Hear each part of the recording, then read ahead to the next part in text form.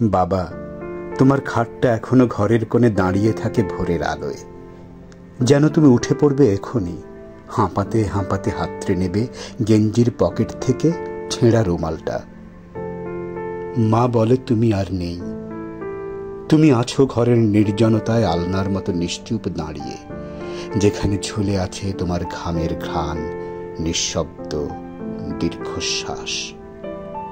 আর তোমার নীরবতা গোনা ওই ঘড়ির কাঁটা, যেটা 12টায় থেমে আছে সেই তখন থেকে। আমি এখন রাত জাগি, নীরবে, যেমন তুমি জাগতে। আমাদের গায়ের চাদর ঠিক করে দিতে দিতে হাঁপানির ভেতরে জড়াতে স্তব্ধ ভালোবাসা। বাবা, তুমি কখনো কবিতা লেখনি, কিন্তু জানো তোমার চুপচাপ থেকে যাওয়াগুলোই আমার ভাষার বর্ণমালা।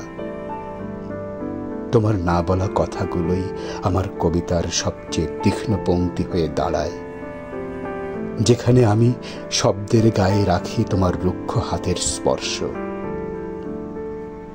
তুমি ছিলে আমার শিকড়, আর আমি উঠতে চেয়েছি ডানাহীন পাখির মতো। আকাশ বলতো ঘরে ফিরো, আমি ফিরিনি, তবুও তুমি কিছু বলনি। শুধু নিশ্চিত করেছ ঝড়ের ঝাপটা থেকে আমাকে নিরাপদে ফিরবার পথ। আজ আমি জানি জীবনের সবচেয়ে দরকারি মানুষটি প্রায়শই সবচেয়ে নীরব থাকে, যেমন ছিলে তুমি। তোমার ঘর এখনো জেগে ওঠে জোছনার রাতে নির্ভরতার আলোয়। তোমার কাশি ভেসে আসে আমার ভুলকে থামায়। আমি জানি তুমি নেই, তবু প্রতিটি নিঃশ্বাসে তুমি আছো, একটা অদেখা আলোর মতো, একটা চিরকাল বয়ে চলা নদীর মতো, একটা থেমে যাওয়া শব্দের মতো, একটা নিঃস্বার্থ পৃথিবীর মতো।